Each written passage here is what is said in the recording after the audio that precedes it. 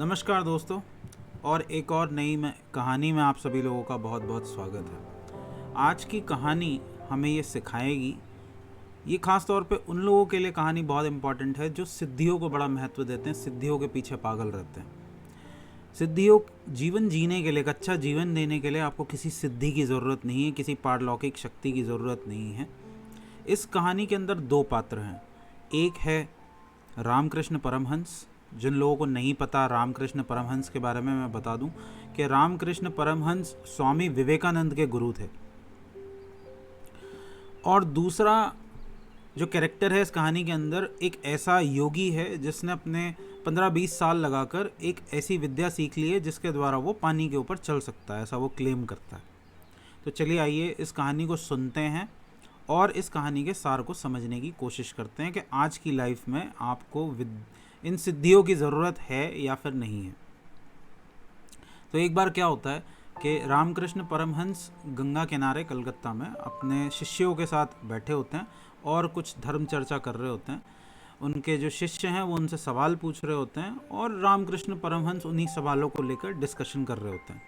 तभी उस डिस्कशन के बीच क्या होता है कि एक योगी वहाँ पर आता है और वो कहता है रामकृष्ण परमहंस से कि क्योंकि रामकृष्ण परमहंस अपने ज़माने के बड़े ही फेमस गुरुओं में से एक थे।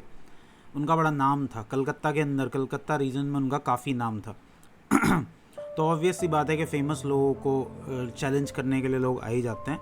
तो वहाँ पर योगी आया और उसने रामकृष्ण परमहंस को चैलेंज किया कि मैं पानी पे चल के दिखा सकता हूँ, मैंने ये विद्या सीखी है, क्या तुम ये कर सकते हो? तो रामकृष्ण परमहंस ने साफ मना कर दिया कि नहीं, मेरे पास ऐसी कोई विद्या नहीं है और ना मुझे ऐसा कुछ करने का शौक़ है।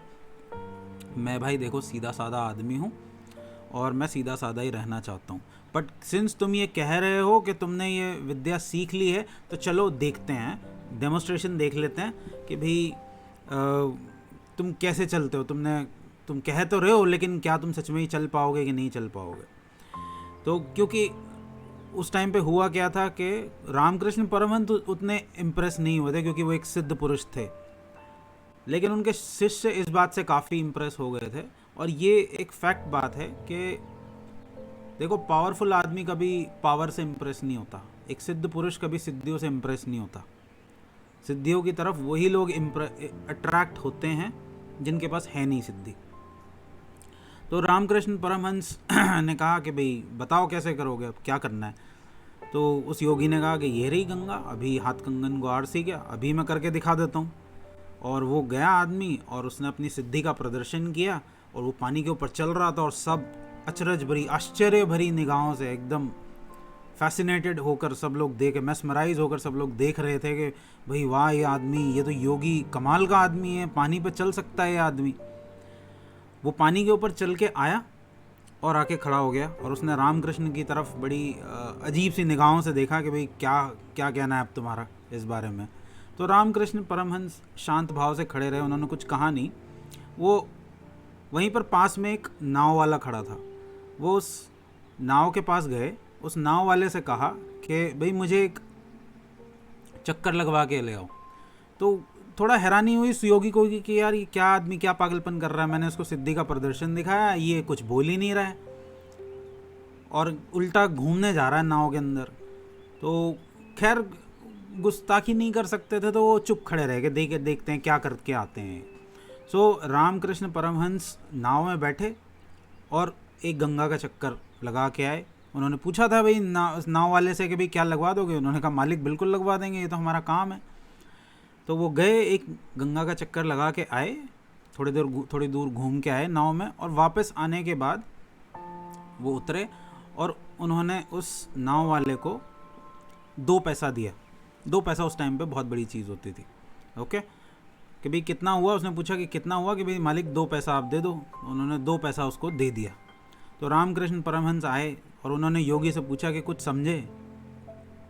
बोले कुछ समझे का क्या मतलब है, इसका क्या मतलब हुआ?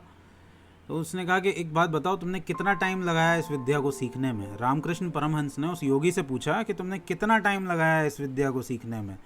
तो उन्होंने कहा कि मैंने अपने 20 साल लगाए हैं। उसने बड़ा गर्व से कहा, उस योगी ने बड़े गर्व से कहा कि मैंने 20 साल लगाए हैं अपनी ज़िंदगी के इस विद्या को सीखने में। तो रामकृष्ण परमहंस ने कहा कि तुमने 20 साल, अपनी ज़िंदगी के 20 साल लगा दिए ऐसी चीज़ को सीखने में जिसकी कीमत 2 पैसे। 20 साल लगा के चीज़ भी सीखी तो 2 पैसे वाली।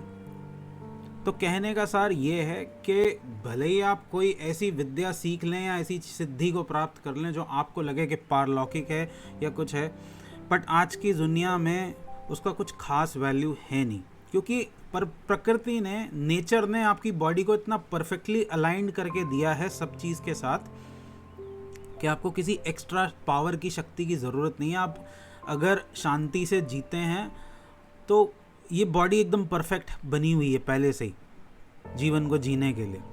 अगर आप मान लीजिए कि आप कहें कि मैं ऐसी शक्ति प्राप्त करना चाहता हूँ, ऐसी विद्या प्राप्त करना चाहता हूँ कि मैं यहीं से बैठे बैठे किसी से बात कर लूँ, तो आप लगाएंगे 15-20 साल किसी गुरु के पास जाके। कोई गुरु ऐसा क्लेम कर दे कि भाई मैं तुम्हें सिखा दूंगा, तुम उसके पास जाओगे, 15-20 साल वहाँ पर रहोगे।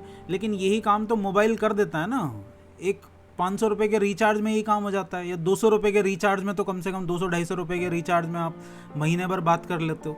एक मोबाइल ये काम कर देता है। आपको अपनी ज़िंदगी के 10-20 साल लगाने की क्या ज़रूरत है 500 रुपये की चीज़ के लिए।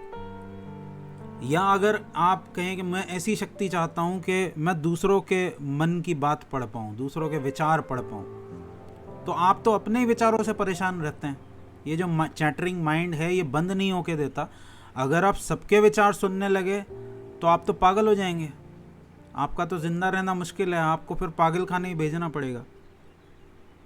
तो ये कहानी हमें ये सिखाती है कि सिद्धियों को, पहली चीज़ तो ये कि सिद्धियों को संभालने के लिए एक तरह की बुद्धिमत्ता की ज़रूरत होती है, और दूसरी चीज़ ये कि आज की इस दुनिया के अंदर ऑलरेडी हमारे पास सब कुछ है। आपको किसी भी सिद्धि की कोई ज़रूरत नहीं है, किसी भी सिद्धि के पीछे पागल होने की कोई ज़रूरत नहीं है।